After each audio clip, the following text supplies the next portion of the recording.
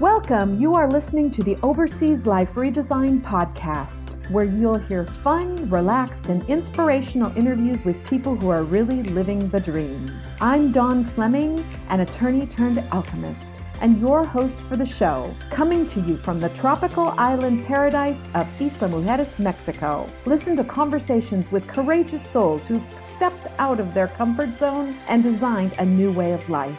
They'll share their experiences, wisdom, and offer practical steps you can take to redesign your life overseas. Listen and you'll believe. If you can dream it, you can achieve it.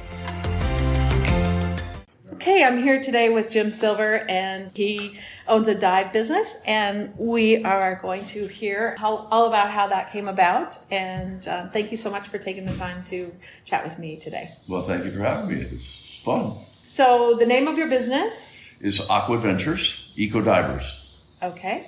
And might as well plug a website if you have one. Sure. And me being the second owner of this business, I have to give credit to the founder who, however she was inspired to do this, she picked the URL diveislamujeres.com. Oh, wow. So talk about solving your SEO problems. Brilliant. From the get-go. When I evaluated the business years ago, that was one of the biggest assets. A big value point, absolutely. Yeah, awesome. Thank you for that opportunity. No problem. It'll be in the show notes too, because I always do a transcript for folks too. So tell us how this business came about. Well, first, let me just say, we're kind of a dive boutique. We have a reasonably small boat. In the dive business, people refer to cattle car boats. So we give a pretty intimate experience, no more than 8 divers on the boat. Our demographics, we love families, traveling families. We get retired people who are adventure oriented. We get people that are still working, but their kids are grown and they're traveling and having fun. And we get young professionals. So we take them diving. We teach diving. We put a lot of people in the water for the first time. We have snorkeling tours. In the summer, we have whale shark tours. So we really have fun. I have a great team of people. We love what we do. It's a wonderful thing to introduce people to for the first time. And also for Isla. Isla, we live a little bit in the shadow of that island to the south. I forget the name of it at the moment. But anyway, it's a wonderful business. And it's the customers, the clients, the people who come here that make it so great. You love it. I love it. I love it. It's challenging. When I came here to do this in 2012, being a dive instructor and dive pro was really in my mind. Little did I know I would become a booking and reservation management agent. So it is what it is. But anyway.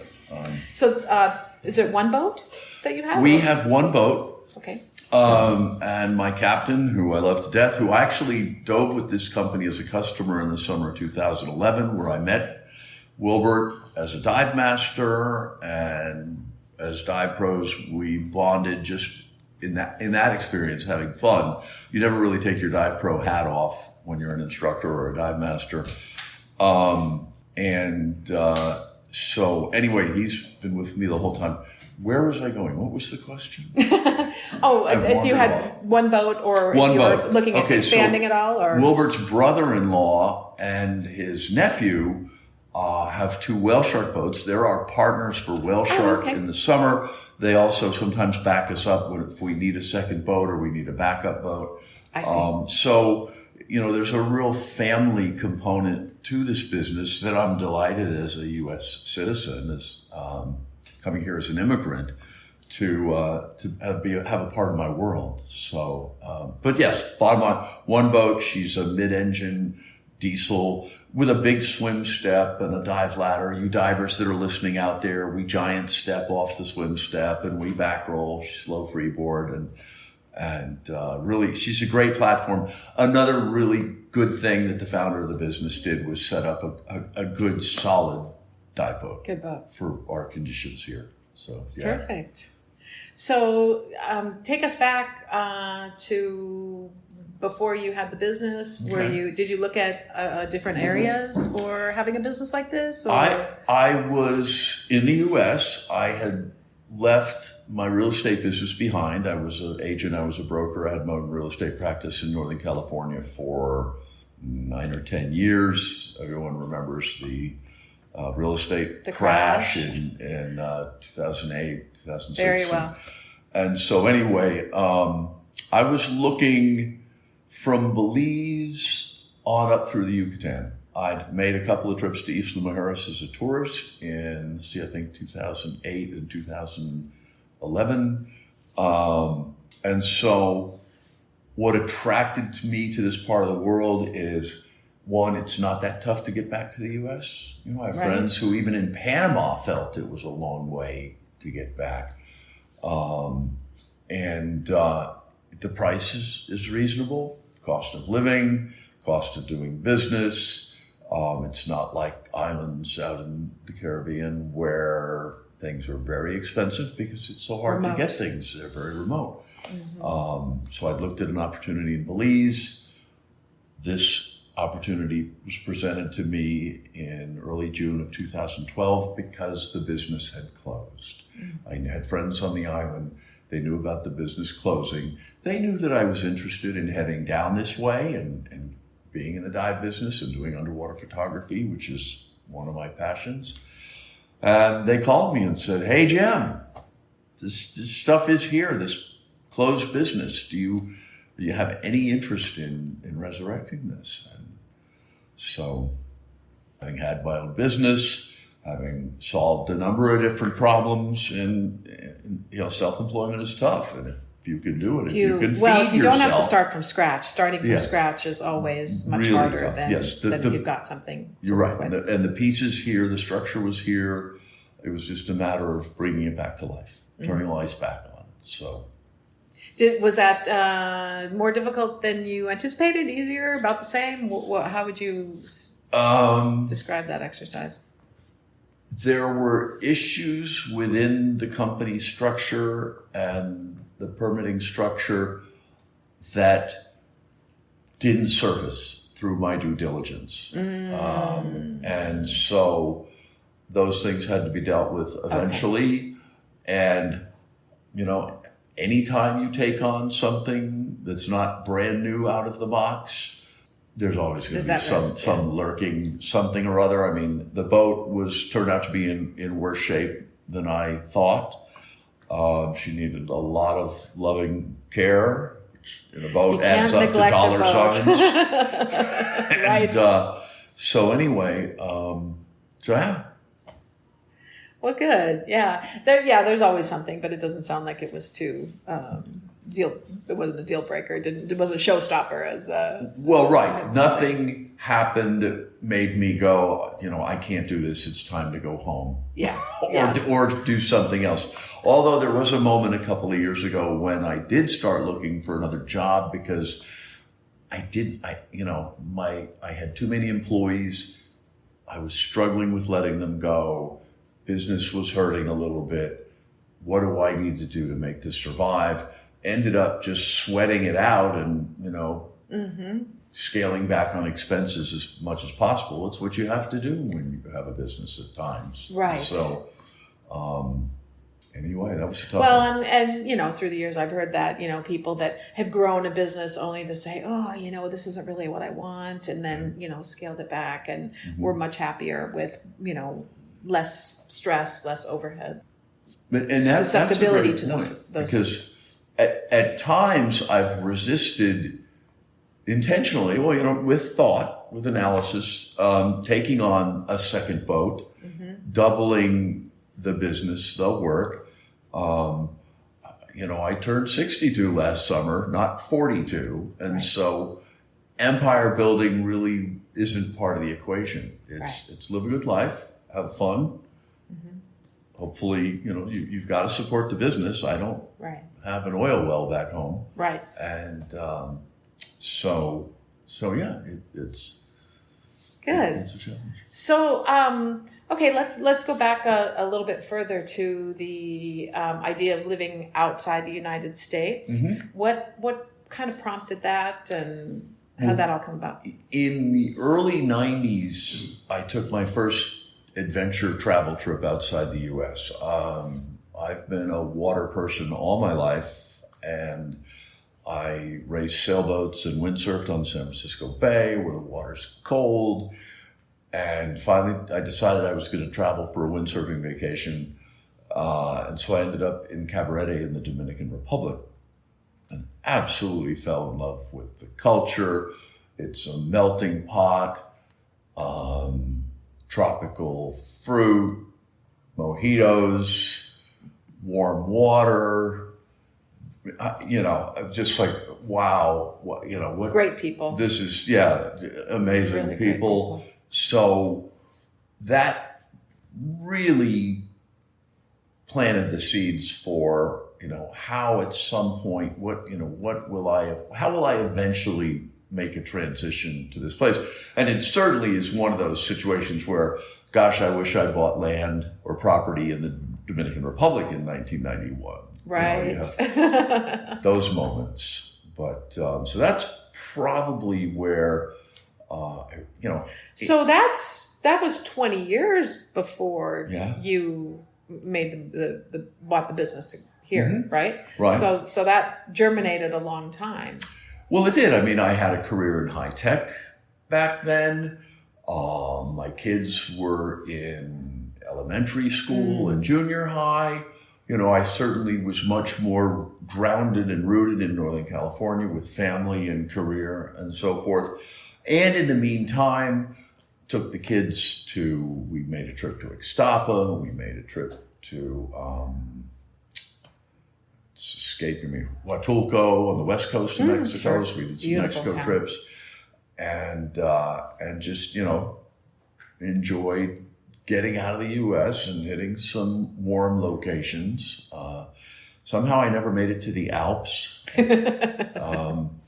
But at any rate, so just continued as the kids grew up and gave them adventures. We were an adventure family. So they enjoyed that too. Oh, yeah. Oh, absolutely. Yeah. Do they come down here? The girls, I have twin daughters that are 26 that have graduated from UC Davis and San Diego State that are living in San Francisco and San Diego. They've both made a couple of trips down. They both dive. I've got great pictures of them diving and swimming with whale sharks. But they also have their own lives. I mean, Sure. One of them, Michelle, went to Thailand with some buddies. Oh, good for her. Last year. And so I have to find ways to tear them away from their lives and say, come on down here. You have a family dive business in Mexico. Right. So anyway, and my son's been down. He's lives in Brooklyn. Okay. So anyway, but I have to go back to when I was their age and had my life and active and it's complicated and living in the United States and all of the things that go along with that. But social media has made it much easier for families and friends to stay connected. Absolutely. Without question. And in many ways, it makes it easier to stay connected with your clients, your former customers. Hey, they're sitting at home. Where are we going to go for vacation this year? Well, God, Jim posted some great pictures the other day. Right. Maybe we should go back to Isla, Mujeres. Yeah. Not a tough decision for a lot of people. Right. Tom calls it getting bitten by the Isla bug. Yeah.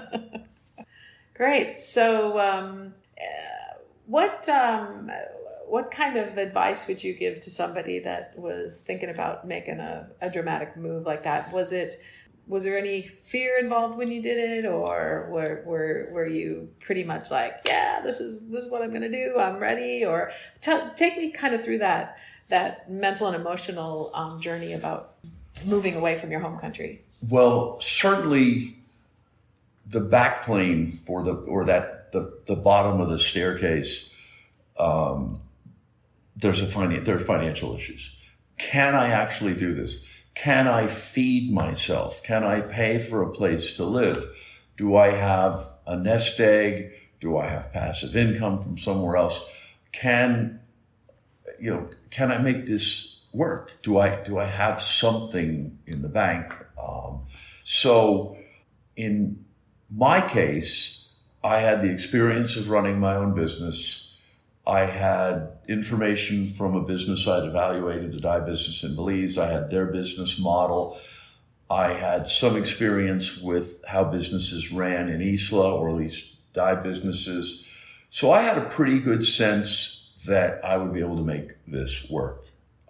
It was a business that had run. I had been a customer at one point.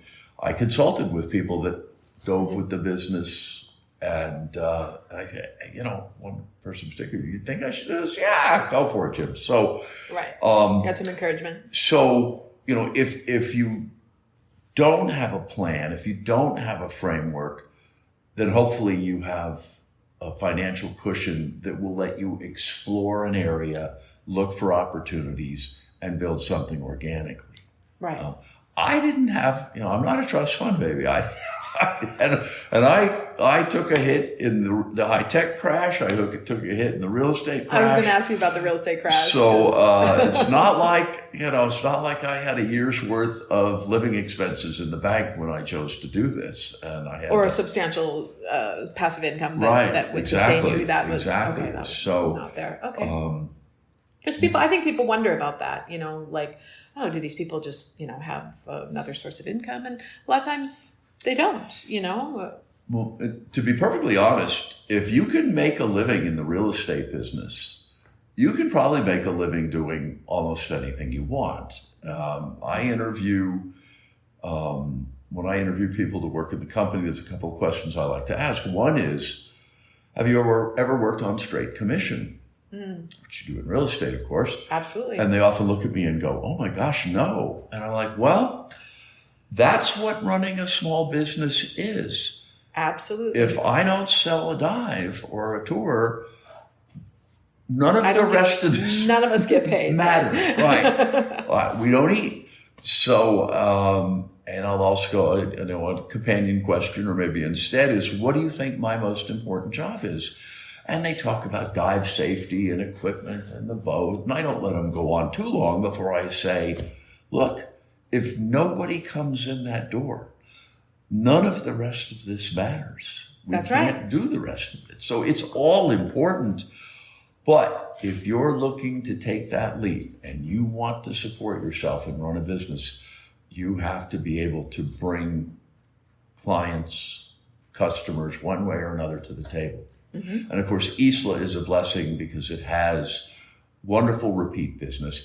Even though in the 8 years that I've been here there's still tons of people who have no idea where Isla Mujeres is. I was in a meeting 4 or 5 years ago with the head of the marine park with other dive operators. And one of the other operators said, why don't they call it the Isla Mujeres Underwater Museum? And the director of the marine park that has an Isla Mujeres sector, the Cancun sector, looks at her and says, because no one's ever heard of Isla Mujeres. So this underwater museum off the tip of our island is called the Cancun Museo Subaquático. Mm-hmm. Interesting. Well, I don't know. I just heard that Ultramar posted figures that said we have 24,000 visitors a day. Oh, it's astounding. It's so somebody knows about this island. No. Well, and the truth of the matter is, I refer to Isla as Mexico's Key West. Mm. It's the tip of the island is the easternmost tip of the entire country. Yes. You know what New Year's here is like. It's phenomenal. We have Mardi Gras. We have Carnival coming up. I hadn't thought about that. So Mexico's middle class is becoming wealthier as the years go by. This is a huge tourist destination for Mexican people. Yes, absolutely. And of course, we get tourists from all over the world. Cancun's opened a couple years ago a 4th terminal. Mm-hmm. So there's no shortage of people coming here, that's for sure. Right. Right, absolutely. We'll be back in a moment. Isla Mujeres is a Caribbean jewel off the coast of Cancun. Castilito del Caribe warmly invites you to enjoy our spectacular oceanfront villa located in the heart of El Centro and a short walk to Playa Norte, which is ranked one of the top 10 beaches in the world.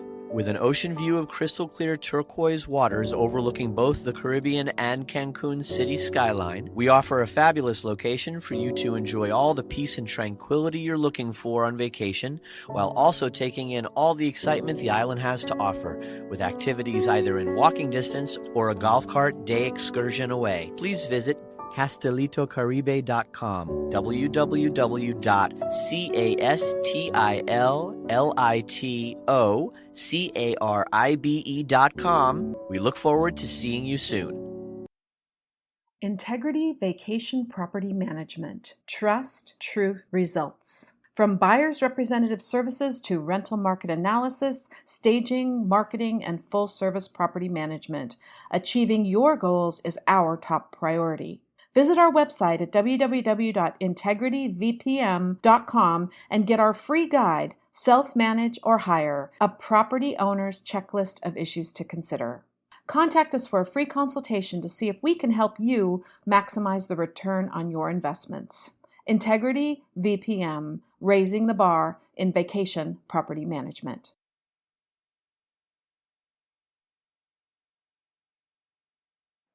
Welcome back to the Overseas Life Redesign podcast. Thank you so much for being here, and we invite you to subscribe if you like what you hear.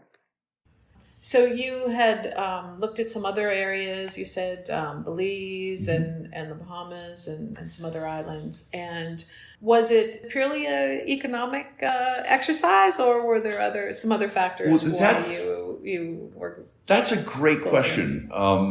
Certainly in my criteria list was it couldn't be expensive like St. Barb or the other islands in the Caribbean.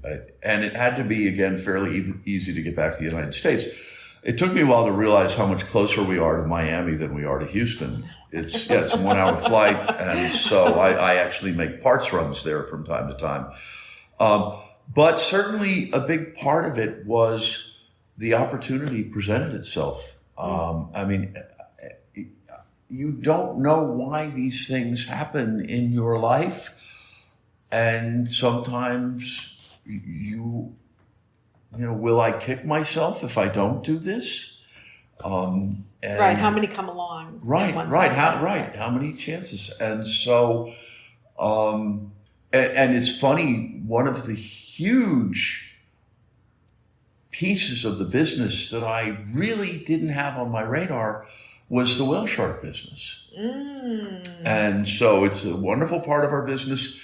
Whale shark has brought a lot of divers to Isla Mujeres who might not have come here otherwise. Hey, we need to go to Isla for the whale sharks. Well, hey, why don't we dive there while we're there? We dive Cozumel all the time. Let's dive Isla. It's just, there are people who come to Cozumel and combine it with an Isla trip and whale shark. And this is really a phenomenal part of the world. The Yucatan is astounding with both Mayan and Spanish history. Convents built in the 1500s. Cenotes diving, the caves and the cenotes, which actually have, safe dives close to the entrances where we're not going down into the earth. Cozumel's amazing. Belize is 190 miles from here. Really, this turned out to be perfect spot. An amazingly better spot than I ever even anticipated. Both for lifestyle, for myself and my wife, and for traveling and getting around, and the business and the fun, and yeah. Awesome. So before we started the interview, you were telling me that you have a great deal of gratitude for each day that you're given. You want to share a little bit about the challenges that you've overcome? Absolutely. When I was 29 and on the path to go back to college, which I hadn't done out of high school, like a lot of people, I made a side tour into the Coast Guard and took me to Alaska and Northern California. But after my son was born in 1980, 2 years after he was born in 1986, my life was rudely interrupted, to put it mildly, with a leukemia diagnosis, a lymphocytic leukemia, which thankfully is fairly treatable compared to myelogenous leukemia. I was windsurfing and mountain biking, a really healthy guy, working on going back to school to get my bachelor's degree. And had to quit school. Was really sick when they called me into the hospital that night to say, you need to come down now. Your blood tests from today you're in trouble. So you were sick, but you didn't know why? Exactly. Is that what happened? Okay. And in a week's time, Finally figured out what it was. Well, I went to the doctor. I actually went to the doctor a day early because in a week's time, I really had major downslide to the point where my capillaries were bursting. And frankly, to be perfectly honest, the doctor who examined me during the day, that Monday, September 16th, 1986, not that wow. it lives in my memory for any particular reason, he should have sent me right across the street to the hospital because my blood counts were way out of whack. But anyway, so I got the call later that night by his partner who was on call, looking through the day's records, and his eyes must have bugged out of his head and says, I gotta call this guy. He may not make it through the night. Oh, wow. So anyway, long journey, a lot of chemotherapy, radiation treatment, obviously a success. I'm here. Like I told you before the interview, whatever I happen to be dealing with on any given day, if no one's telling me I'm relapsing in my leukemia, it's a pretty good day. So, and how long have you been in remission? I finished treatment in actually the final 5 days of chemotherapy started in October, the night of the big earthquake in San Francisco. 88? No. 89. 89. And the World Series the pregame was on, and I'm at home, and I'm going to head down to the hospital for my IV, and the earthquake hits, and luckily we were far enough from the epicenter that we had some shaking, but called the hospital, they said, come on down. So yeah, that's when I finished. That was it? That was the last 5-day segment of chemo. Okay. But, wow. So it's been a long time. It's been a long time. So what is it? So 2019. fantastic. That's 30 years since the end of treatment. You've been in remission for you know, you, as my fellow cancer patients will testify to, you tiptoe around a lot. Mm-hmm. You know, we all worry about a recurrence and a relapse, and one of the motivating factors, certainly throughout my life, comes from sitting in support groups at John Muir Hospital in Walnut Creek, California. And there were people in those groups with their families who didn't have the prognosis that I had. And you feel a real responsibility to those people and their families to go forward with your life and don't let fear. Live it fully. Live it fully, exactly. So, wow. Yeah, it's a... Wow, so what did you say? Moving to Mexico was no big deal after that? I mean, in the big scheme of things, Wasn't scary? mean, put it in perspective. I wasn't moving to the Amazon. If I miss the United States, a 20-minute ferry ride and a 10-minute cab ride, and I'm having pizza and a Coke at Costco in Cancun. So, great Wi-Fi, great cellular service. Isla, Mexico is not the Dominican Republic. I mean, it's cosmopolitan. Noemi and I went to see the Cancun Symphony perform Carmina Burana Christmas this year. Okay, so we get our taste of culture as best we can. So there are more remote places than Isla Mujeres on the planet. Right. Well, awesome. Well, this has been really, really great. Is there anything I didn't ask you that you'd like to share before we wrap it up? Well, you didn't ask me, Jim, is it hard or scary to become a diver? Oh, okay. Do you dive, Dawn? Well, you know what? Come to think of it, It's on my list. Yeah. I never wanted to get certified in California because it was too cold and too dark and too scary. That's I understand completely. I understand what you're saying. But I would love to get certified here. So, I guess I did go swimming with the whale sharks. Okay, good. And I loved it. I didn't know what to expect. I was actually a little bit scared about it because these are pretty large animals. But once and my husband made me get in first. I wanted to good job, Tom. I wanted to have somebody else go first so I could kind of scope it out and see what was going on and find out what the drill was. But oh no, everybody else was screwing around, putting their gear on and stuff. And he's like, come on, let's go. So off we went. And so the second time I was much more relaxed than the first time. And these guys were booking. I thought they would just be sort of gliding through the water. But no. I was like, swim. Well, I came to diving, like a lot of people, through what often is called resort dive, and there's an official name called Discover Scuba, where we can take people diving without certification. Ah, okay. We're limited to how deep we can take them. Okay. We can only take a certain number with an instructor, but it's a real eye-opener for a lot of people. Talk about conquering fear. A lot of people do, raise their personal bar by putting that regulator in their mouth and going underwater. I tell people, if you like other worlds, diving. Well, I love snorkeling, and before we left Florida, I got one of those Seaview 180 masks. Okay, cool. Which I love, as opposed to a traditional snorkel. Well, it's time to get you underwater. I think so. Looking at the fish. Yeah. You're looking down at them and snorkeling. You're diving. You're in the fish tank. That's why they put fish tanks in doctors' offices, because it's really relaxing. Oh yeah. So anyway, your day is coming. Perfect. Well, I look forward to it. Well, it's been a pleasure, Jim. Thank you so much for your time. Well, thank you for the opportunity. It was special. Great. We appreciate it. It was fun. Awesome. This episode of the Overseas Life Redesign podcast was brought to you by our sponsors. Thanks for tuning in. Did you love this episode of the Overseas Life Redesign podcast? Then please subscribe to our show and leave us a nice review. It's very much appreciated.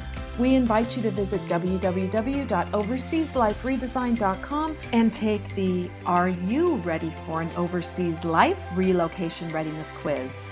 We'd also love for you to become part of our OLR community on Facebook. Thank you for listening.